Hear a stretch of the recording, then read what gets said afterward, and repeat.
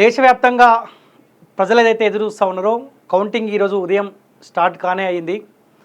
So ప్రజలు మొత్తం టీవీల ముందు సోషల్ మీడియా ముందు ఎదురు చూస్తూ ఉన్నారు. ఎప్పుడు ఒక క్లారిటీ వచ్చే అవకాశం ఉంటుంది, ఎప్పుడు ఎవరు అధికారంలోకి రాబోతూ ఉన్నారు, ఎవరు గెలవబోతూ ఉన్నారు అన్న చర్చ బలంగా జరుగుతున్న నేపథ్యంలో టీవీల ముందు ప్రజలు హత్తుకుపోయి చూసే ప్రయత్నం చేస్తూ ఉన్నారు.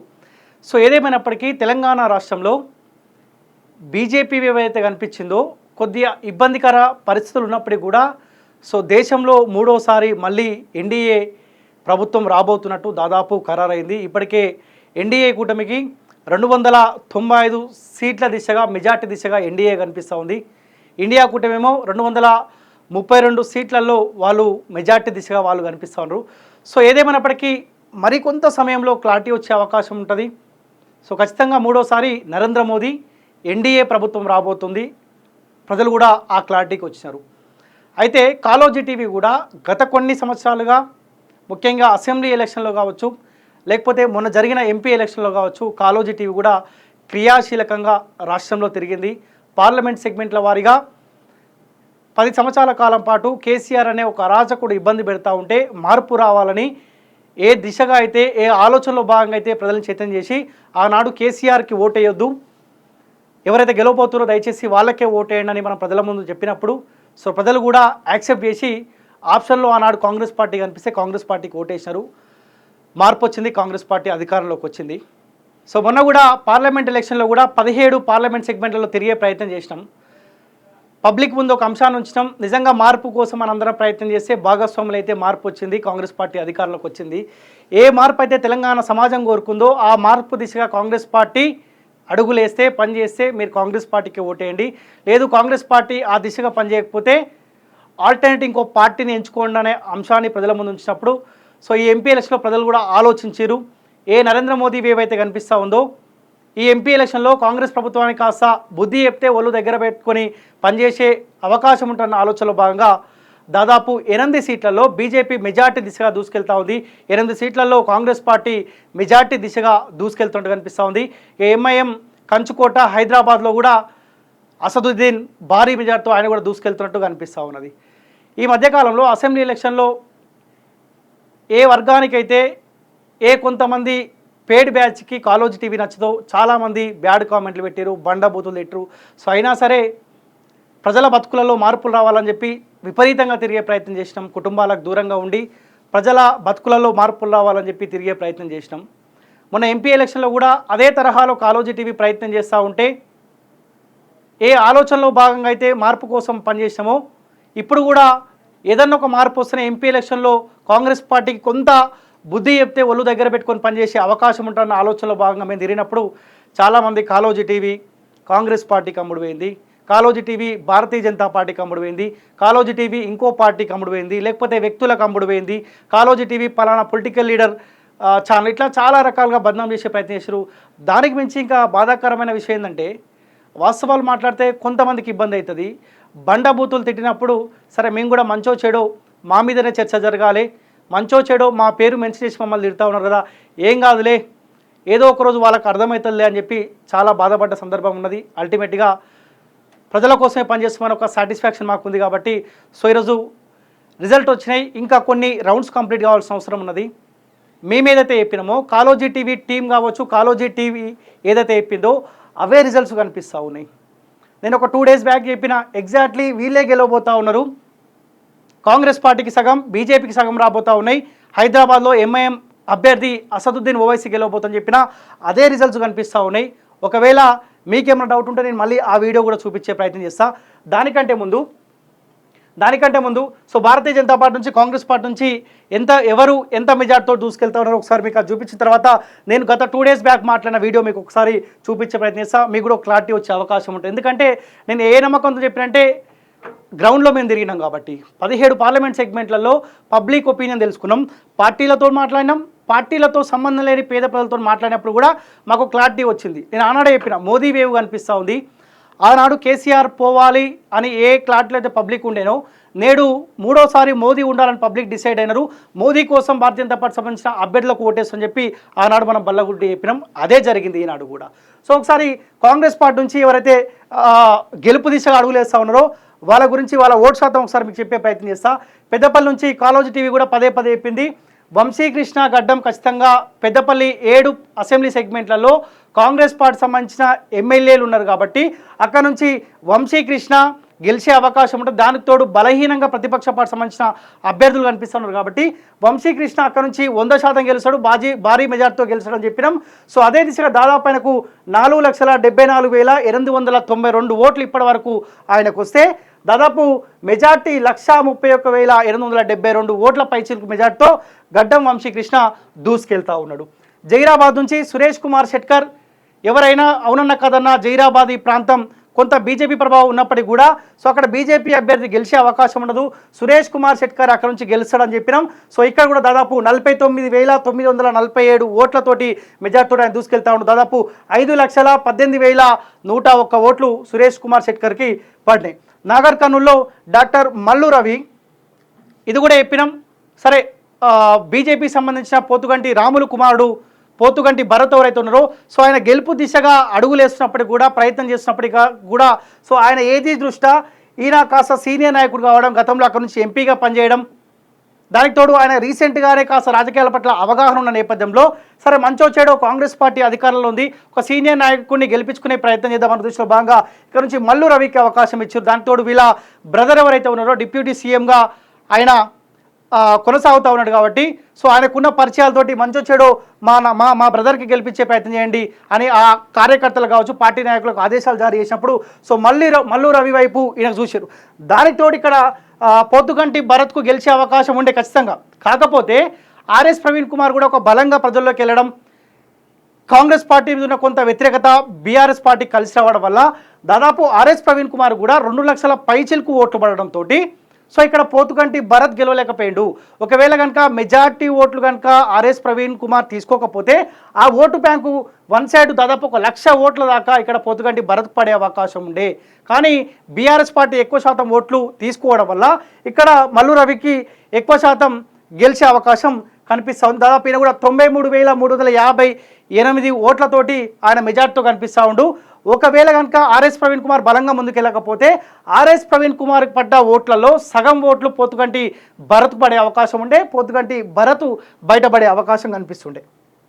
నల్గొండ కందూరు రఘువీర్ జానారెడ్డి కొడుకున ఆల్రెడీ ఒక కొడుకు ఎమ్మెల్యే ఉన్నాడు, ఇంకో కొడుకుకి కుటుంబ కోటాలో భాగంగా ఎంపీ టికెట్ తెచ్చుకున్నారు. దాదాపు మెజార్టీనకు సో ఒక రికార్డు స్థాయిలో వచ్చింది. 7,72,264 ఓట్లు పడితే ఈయన మెజార్టీ 5,52,658 మెజార్టీ దిశగా రఘువీర్ రెడ్డి దూసుకెళ్తా ఉన్నాడు. ఎవరు ఎవరన్నా కాదన్నా నల్గొండలో రఘువీర్ రెడ్డిని కాదు, నేను నిలబడ్డ నల్గొండలో గెలుస్తా కాంగ్రెస్ పార్టీ నుంచి. ఎందుకంటే అది కాంగ్రెస్ పార్టీ సంబంధించిన కంచుకోట. దానికి తోడు ఏ బీసీలు అయితే నా బీసీలు ఉండాలని కోరుకుంటారో ఆ బీసీలే రెడ్డి కోటేసి గెలిపిస్తారు. నేను చెప్తా ఉన్నా, రఘువీర్ రెడ్డి కాకుండా ఎవరిని కాంగ్రెస్ పార్టీ నుంచి నిలబెట్టినా కానీ ఆఖరికి కుక్క నిలబెట్టినా కానీ నల్గొండ నుంచి గెలిచే అవకాశం ఉంటుంది. సో ఆ కోటలో రఘువీర్ రెడ్డికి బంపర్ మెజార్టీ ఇక్కడ కనిపిస్తూ ఉన్నది. భువనగిరి నుంచి చామల కిరణ్ కుమార్ రెడ్డి దాదాపు 6,14,349 ఓట్లు పడితే ఈయన మెజార్టీ 2,17,555 మెజార్టీ ఇప్పటి వరకు కనిపిస్తూ ఉన్నది. ఇంకా కొంత మెజార్టీ పెరిగే అవకాశం ఉంది. చామల కిరణ్ కుమార్ రెడ్డికి ఎంత మెజార్టీ పెరిగితే అంత బీసీ సమాజం సిగ్గుపడాలి. భువనగిరి పార్లమెంట్ పరిధిలో ఉన్నవాళ్ళు అల్టిమేట్గా ప్రజల తీర్పుని గౌరవిస్తూ ఉన్నాం, మేము కాదనట్లేదు. కాకపోతే ఆలోచించాలి ఒకసారి. భువనగిరిలో కనుక ఒకవేళ బీసీ బిడ్డ బూర నర్సయ్య గౌడ లేకపోతే క్యామ మల్లేష్ యాదవ ఆయన గెలిస్తే రాష్ట్ర వ్యాప్తంగా బీసీలో ఒక చలనం వచ్చే అవకాశం ఉండే. పదే పదే మాలాంటి గొంతుకలా చెప్పినాం, మీరు అభ్యర్థులను చూడకండి, చామల కిరణ్ కుమార్ రెడ్డి మీకు పరిచయం ఉంటే ఆయనకే ఓటేయండి అని చెప్పినాం. ఏనాడు ఆయన పోరాటం కనిపించలే కదా. అయినా సరే ఏ బీసీలు అని చెప్పుకుంటాం, మన బీసీలు ఉండాలనుకుంటాం కదా, ఆ బీసీలే దాదాపు 2,17,000 పైచీలకు మెజార్టీ ఇచ్చారంటే బీసీ సమాజమా? ఒక్కసారి ఆలోచించు.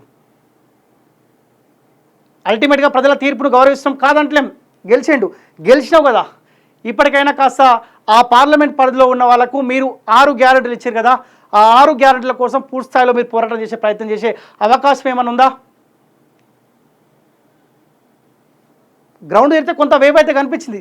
అల్టిమేట్గా చివరి డేస్లో కొంత టైట్ వార్ కనిపించినప్పటికీ కూడా ఈ స్థాయిలో చామల కిరణ్ కుమార్ రెడ్డికి మెజార్టీ వస్తుందని చెప్పి చామల కిరణ్ ఊహించలేదు, కాంగ్రెస్ పార్టీ సంబంధించిన నాయకులు కూడా ఏమాత్రం కూడా ఊహించలేదు. కానీ ఎంటైర్గా సమాజం మొత్తం చామల కిరణ్ కుమార్ రెడ్డి వైపు చూశారు. ఆయనకు కూడా 2,17,555 ఓట్లతో ఆయన కూడా దూసుకెళ్తా ఉండు. చామల కిరణ్ కుమార్ రెడ్డి 100% గెలిచే అవకాశం ఉంది. ఆలోచించాలి, బీసీలు ఆలోచించాలి. ఒకవేళ కనుక ఇక్కడ నుంచి బీసీ గెలిస్తే, చామల కిరణ్ కాకుండా ఇంకొక అభ్యర్థి గెలిస్తే చరిత్రలో భువనగిరి గడ్డ నిలిచిపోతుండే. అన్ని పార్లమెంట్ పరిధిలో, అన్ని నియోజకవర్గాల్లో ఒక చైతన్యం నింపిన వాళ్ళం అవుతా ఉండే. కానీ ఏముండే, అల్టిమేట్గా మనం ఓటుకు 500 రూపాయలు తీసుకుంటే కథం వేస్తాము, 500 రూపాయలు చూసి ఓటు వేస్తాము. వరంగల్ కడియం కావ్య, సో ఆయన కేసీఆర్ బీఫామ్ ఇస్తే నాకొద్దు, కేసీఆర్ బీఫామ్ పైన నేను ఓడిపోతా అని చెప్పి కేసీఆర్ ముఖం మీద బీఫామ్ కొట్టగానే ఎంబడే రేవంత్ రెడ్డి దగ్గర తీసుకొని మాకు బీఫామ్ ఇస్తే సో వరంగల్ ప్రజలు ఎంబడే దగ్గర తీసుకున్నారు. ఆమెకు దాదాపు 5,70,748 ఓట్లు పడితే 2,17,720 ఓట్లు మెజార్టీతో ఆమె దూసుకెళ్తా ఉంది. ఇక్కడ ఆరు రమేష్కు మంచి అవకాశం ఉండే, మరి ఆయన నేనెందుకు ఎంపీ కావాలనుకుంటూ ఏమనుకుంటూ తెలియదు. కానీ మళ్ళీ కడియం కావ్య అనే ఆప్షన్ కనిపిస్తే కడియం కావ్యకు ఓట్లేసారు. ఇక్కడ మహబూబాబాద్ బలరాం నాయక్ పోరిక, సో ఇక్కడ కూడా మేము ఖచ్చితంగా చెప్పినాం వరంగల్లో కొంత టైట్ వారు ఉండే అవకాశం ఉంటుందని చెప్పినాం. అయినా కడియం కావ్యనే గెలవబోతుందని చెప్పినాం. చామల కిరణ్ కుమార్ రెడ్డి భువనగిరిలో కూడా టైట్ వారు ఉంటుందని చెప్పినాం. ఆ టైట్ వార్లో ఎవరైనా తక్కువ మెజార్టీతో బయటపడే అవకాశం ఉంటుందని చెప్పినాం. కానీ ఇంత మెజార్టీ భువనగిరి బీసీలు ఇస్తారని నేను పొరపాటున కూడా అనుకోలే. ఎనివే నాదే తప్పు, బీసీలను రిక్వెస్ట్ చేయడం, నా బీసీ ఉండాలనే ఆలోచన నాలో వచ్చింది కదా, తప్పు నాది, మీదేం కాదు. యా బలరాం నాయక్, సో ఈయనకు దాదాపు 3,44,214 ఓట్ల మెజార్టీతో ఆయన దూసుకెళ్తా ఉన్నాడు. ఎవరు అవునన్నా కాదన్నా ఆ పార్లమెంట్ సెగ్మెంట్ మహబూబాబాద్ కడుగట్టిన కాంగ్రెస్ వాళ్ళు ఉంటారు కాబట్టి అక్కడ కూడా వన్ సైడ్ కనిపిస్తూ ఉంది. ఖమ్మంలో రఘురామ్ రెడ్డి 7,59,603 ఓట్లు పడితే దాదాపు 4 లక్షల పైచిలకు మెజార్టీతోటి ఆయన కూడా దూసుకెళ్తా ఉండు. సో ఈ 8 సీట్లలో కాంగ్రెస్ పార్టీ గెలిచే అవకాశం ఖచ్చితంగా ఉంది. ఇక్కడ అటు ఇటు తారుమారయ్యే అవకాశం లేదు ఏమాత్రం కూడా. బీజేపీ అభ్యర్థులు ఏ తరహాలో అయితే భారీ మెజార్టీతో దూసుకెళ్తా ఉన్నారో 8 పార్లమెంట్ సెగ్మెంట్లలో, కాంగ్రెస్ పార్టీ కూడా 8 పార్లమెంట్ సెగ్మెంట్లో అదే తరహాలో దూసుకెళ్తా ఉన్నది. ఇక బీజేపీ ఆదిలాబాద్, కాలోజీ టీవీ చెప్పింది ఆదిలాబాద్లో ఖచ్చితంగా బీజేపీ గెలుస్తుందని చెప్పినాం. సో బీజేపీ గెలుపు దిశగా దాదాపు 78,148 ఓట్ల మెజార్టీతో గోదం నాగేష్ దూసుకెళ్తా ఉన్నాడు. కరీంనగర్ బండి సంజయ్ కుమార్, మేము చెప్పినాం బీజేపీ గెలువబోయే సీట్లలో మెజార్టీ కరీంనగర్, మల్కాజ్గిరి, చేవెళ్ళ ఉండబోతుందని చెప్పినాం. అదే జరిగింది. బండి సంజయ్ దాదాపు 2,18,119 ఓట్లతోటి ఆయన దూసుకెళ్తా ఉండు, రికార్డ్ బ్రేక్ చేసిండు. గతంలో 2006లో కేసీఆర్ పోటీ చేసినప్పుడు 2,01,000 చిల్లర ఓట్లు పడ్డాయి. ఆ తర్వాత బోయినపల్లి వినోద్ కుమార్కి 2,10,000 ఓట్లేమో వచ్చాయి అనుకుంటా. సో ఆ రికార్డును బ్రేక్ చేసిండు. 2,18,199 ఓట్లు దిశగా బండి సంజయ్ దూసుకెళ్తా ఉండు. బండి సంజయ్ సో ఇక్కడ నుంచి ఇంకా కొంత మెజార్టీ యాడ్ అయ్యే అవకాశం ఉంటుంది. నేను కూడా కరీంనగర్ ప్రజలకు రిక్వెస్ట్ చేసిన, ఇలాంటి బండి సంజయ్ కుమార్ లాంటి నాయకులను కాపాడుకోవాలని చెప్పి ఆనాడు పిలుపునిచ్చినప్పుడు సో పబ్లిక్ కూడా అర్థమైంది, పార్టీలను పక్కబెట్టి పార్టీలకు అతీతంగా బండి సంజయ్కి ఓటేసి ఆ మెజార్టీ దిశగా ఆయనకు గెలిపించుకునే ప్రయత్నిస్తారు. ఎనీవే కాలోజీ టీవీ తరపున కాలోజీ టీవీ రామ్గా కరీంనగర్ ప్రజలకు పాదాభివందనం. ఎందుకంటే ఇలాంటి గొంతుకలను మీరు కాపాడుకోవడం వల్ల ఒక కరీంనగర్కే బండి సంజయ్ కుమార్ పరిమితం కాడు అని పదే చెప్పిన రాష్ట్ర వ్యాప్తంగా బండి సంజయ్ కుమార్ అనే గొంతుక బలంగా మాట్లాడే అవకాశం ఉంటుంది. ఈ గొంతుకను కాపాడుకోవాలి, ఈ బండి సంజయ్ కుమార్ని ఒడగొట్టడానికి అన్ని పార్టీలు విశ్వ ప్రయత్నాలు చేస్తామని చెప్పి నేను కరీంనగర్ చౌరస్తలో మాట్లాడిన, కాలోజీ టీవీ స్టూడియోలు కూడా చాలాసార్లు చెప్పే ప్రయత్నిస్తాను. సో ఎనీవే మీరు అర్థం చేసుకొని బండి సంజయ్ కుమార్ని గెలుపు దిశగా తీసుకెళ్తున్నందుకు ప్రత్యేక ధన్యవాదాలు. నిజామాబాద్ నుంచి ధర్మపురి అరవింద్ దాదాపు 5,88,780 ఓట్లు పడితే 1,09,088 ఓట్ల మెజార్టీతోటి ధర్మపురి అరవింద్ దూసుకెళ్తా ఉండు. మేము కూడా చెప్పినాం, గ్రౌండ్ నేను తిరిగినా కాబట్టి మంచో చెడో ధర్మపురి అరవింద్ అక్కడ నుంచి ఖచ్చితంగా గెలుస్తూ ఉండు. మోదీ వేవ్ ఆయనకు తోడవుతా ఉంది.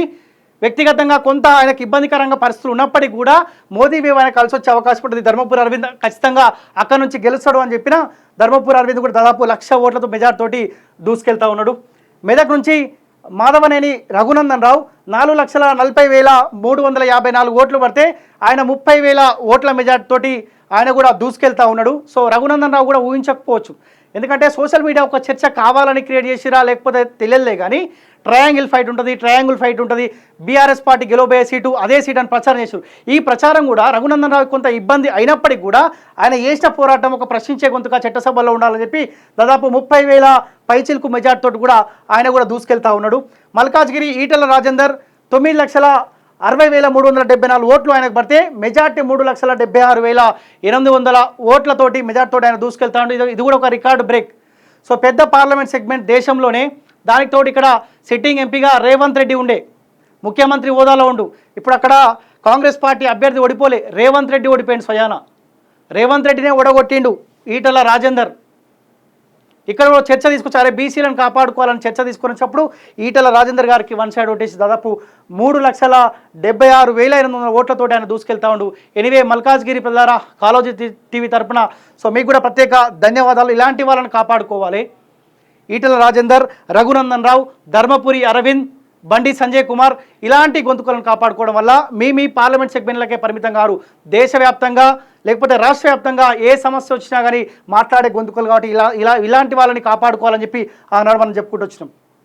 సికింద్రాబాద్లో కిషన్ రెడ్డి 4,70,279 ఓట్లు పడితే ఈయన 54,773 ఓట్లు పడ్డాయి. సికింద్రాబాద్ పార్లమెంట్ పరిధిలో కొంత చదువుకున్న వాళ్ళు ఉంటారు కాబట్టి మంచో చెడో మోదీ వేవు ఇవన్నీ ఈయన కలిసి వచ్చినాయి.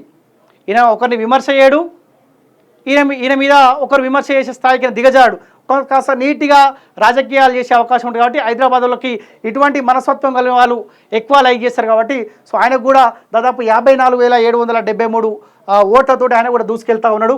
చేవేళ్ల నుంచి కొండా విశ్వేశ్వరరెడ్డి, కాలోజీ టీవీ పదే చెప్పింది, చేవేళ్లలో కొండా విశ్వేశ్వరరెడ్డి ఖచ్చితంగా గెలవబోతుండు, భారీ మెజార్టీ రాబోతుందని చెప్పినాం. దాదాపు 1,58,273 ఓట్లతోటి కొండా విశ్వేశ్వరరెడ్డి కూడా దూసుకెళ్తా ఉన్నాడు. అక్కడ కాంగ్రెస్ పార్టీ వాళ్ళు కావచ్చు, బీఆర్ఎస్ పార్టీ వాళ్ళు కావచ్చు, వన్ సైడ్ కొండా విశ్వేశ్వరరెడ్డికి ఓటేశారు. టీఆర్ఎస్ పార్టీలు అయితే టీఆర్ఎస్ పార్టీ అభ్యర్థి ఉండనే మర్చిపోయినారు. ఆయనకున్న మంచి పేరుతోటి దాదాపు 1,58,000 ఓట్లతోటి మెజార్టీ దిశగా ఆయన దూసుకెళ్తా ఉండు.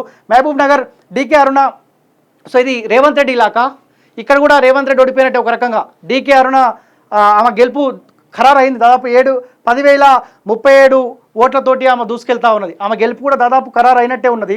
ఇక్కడ కూడా రేవంత్ రెడ్డి ఓడిపోయినట్టే, ఎందుకంటే రేవంత్ రెడ్డి ఇలాకా కొడంగల్ కూడా ఈ పార్లమెంట్ కిందికే వస్తుంది. సో ఆమెకున్న రాజకీయ నేపథ్యం, ఆమె కుటుంబ నేపథ్యం, దానికి తోడు మోదీ వేవు బలంగా ఉండడంతో సో డీకే అరుణ కూడా ఇక్కడ నుంచి గెలుపు సాధ్యమవుతా ఉన్నది. సో ఒకసారి గతంలో నేను 2 days బ్యాక్ ఏం చెప్పిన ఒకసారి ఆ వీడియో చూడండి. ఎగ్జాక్ట్లీ అదే చెప్పిన. 10 సీట్లు భారతీయ జనతా పార్టీకి వచ్చే అవకాశం ఉంటుంది. ఒకవేళ మహబూబ్ నగరు, భువనగిరి, వరంగల్ ఈ 3 పార్లమెంట్ సెగ్మెంట్లలో కాంగ్రెస్ వర్సెస్ బీజేపీగా పోటీ ఉండబోతా ఉంది అని చెప్పినాం. ఒకవేళ ఈ 3 సీట్లలో కాంగ్రెస్ పార్టీ గెలిస్తే కాంగ్రెస్ పార్టీకి 10 అయ్యే అవకాశం ఉంటుంది, 9 అయ్యే అవకాశం ఉంటుంది. బీజేపీకి వస్తే 10 సీట్లు అయ్యే అవకాశం ఉందని చెప్పినాం. అదే జరిగింది. ఒక్క సీట్ అడిట్ అయింది, 8 సీట్లు. ఇప్పుడు రిజల్ట్స్ అదే కనిపించబోతుంది. ఒకసారి మీరే చూడండి. 10 సీట్లు బీజేపీకి వచ్చే అవకాశం ఉంటుంది. ఆ టైట్ వార్లో భాగంగా ఆరేనా కాంగ్రెస్ పార్టీకి 6, ఎంఐఎం 1. ఒకవేళ కనుక మహబూబ్ నగర్, వరంగల్, భువనగిరి ఒకవేళ అటు ఇటు అయితే ఇక్కడ 3 సీట్లు కాంగ్రెస్ పార్టీకి యాడ్ అవుతాయి. ఇక్కడ 3 తగ్గుతాయి. 7 బీజేపీకి అవుతాయి. ఇక్కడ 3 కాంగ్రెస్ పార్టీకి యాడ్ అయ్యే అవకాశం ఉంటుంది. కాబట్టి 9 సీట్లు ఏమో కాంగ్రెస్ పార్టీకి అవుతాయి. మహబూబ్ నగర్ కాంగ్రెస్ వర్సెస్ బీజేపీగా ఉండబోతుందని చెప్పినాం. కానీ ఆ మహబూబ్ నగర్ సీటు బీజేపీ ఖాతాలోకి వచ్చింది. సో ఇక్కడ ఒక సీటు 10 సీట్లు మనం అనుకున్నాం కదా, మహబూబ్ నగరు బీజేపీ కైవసం చేసుకోబోతా ఉంది, వరంగల్ ఏమో కాంగ్రెస్ పార్టీ కైవసం చేసుకుంది, భువనగిరి కూడా కాంగ్రెస్ పార్టీ కైవసం చేసుకుంది. సో ఆ ఆలోచనలో భాగంగా సో ఇక్కడ బీజేపీకి 7 వస్తుందని చెప్పినాం. కాంగ్రెస్ పార్టీకి ఇక్కడ ఈ 6తో పాటు 3 ఇవి యాడ్ అయితే 9 వచ్చే అవకాశం అని చెప్పినాం. కానీ కాంగ్రెస్ పార్టీకి ఇక్కడ మహబూబ్ నగర్ సీటు యాడ్ కాకపోవడం వల్ల ఇక్కడ బీజేపీకి 1 యాడ్ అయ్యి బీజేపీ 8 అయింది, కాంగ్రెస్ పార్టీ 8 అయింది, ఎంఐఎం 1 అయింది. సో ఆనాడు అదే చెప్పినాం. అభ్యర్థులు కూడా క్లియర్గా చెప్పినాం. ఇక్కడ ఆదిలాబాద్లో బీజేపీ గెలవబోతా ఉంది, పెద్దపల్లిలో కాంగ్రెస్ పార్టీ గెలవబోతా ఉంది, కరీంనగర్లో బీజేపీ గెలవబోతా ఉంది, నిజామాబాద్లో బీజేపీ గెలవబోతా ఉంది, జైరాబాద్లో కాంగ్రెస్ పార్టీ గెలవబోతా ఉంది, మెదక్లో బీజేపీ గెలవబోతా ఉంది, మల్కాజ్గిరి బీజేపీ గెలవబోతా ఉంది, సికింద్రాబాద్ బీజేపీ గెలవబోతా ఉంది, హైదరాబాద్ ఎంఐఎం గెలవబోతా ఉంది, చేవెళ్ళ బీజేపీ వన్ సైడ్ గెలవబోతా ఉంది, మహబూబ్నగర్లో కాంగ్రెస్ వర్సెస్ బీజేపీగా పోటీ ఉండబోతా ఉంది, నాగర్ కర్నూలులో కాంగ్రెస్ పార్టీ గెలవబోతా ఉంది, నల్గొండలో కాంగ్రెస్ పార్టీ గెలవబోతా ఉంది, భువనగిరిలో కాంగ్రెస్ వర్సెస్ బీజేపీగా పోటీ ఉండబోతా ఉంది, వరంగల్లో బీజేపీ వర్సెస్ కాంగ్రెస్ పార్టీగా పోటీ ఉండబోతా ఉంది, మహబూబాబాద్ కాంగ్రెస్ పార్టీ గెలుస్తుంది, ఖమ్మం కాంగ్రెస్ పార్టీ గెలుస్తుంది అని చెప్పినాం. అదే జరిగింది. ఎందుకంటే గ్రౌండ్ మేము తిరిగినాం, పబ్లిక్ ఏం కోరుకుంటారో తెలుసు, ఎవరికి ఓటేస్తారో మాకు తెలుసు. కాబట్టి అదే చెప్పినాం, అదే జరిగింది. సో మేమేమంటా ఉన్నామంటే ఏ నమ్మకంతో అయితే కాంగ్రెస్ పార్టీకి 8 సీట్లలో అవకాశం ఇవ్వబోతున్నారో పోరాటం చేయాల్సిన బాధ్యత మీ పైన ఉంది. రేపు పొద్దుగాల ఖచ్చితంగా మోదీ ప్రభుత్వం వచ్చే అవకాశం ఉంటుంది కాబట్టి అక్కడ నుంచి నిధులు తీసుకుని రావాలి, తెలంగాణ డెవలప్మెంట్ చేయాలి, మీరు ఇచ్చిన 6 గ్యారెంటీలు అమలు చేయాల్సిన అవసరం ఖచ్చితంగా ఉంది. దానికి తోడు భారతీయ జనతా పార్టీ నాయకులు మేము అధికారంలో లేము, స్టేట్లో మేమేం చేస్తాంలే అంటే పొరపాటు.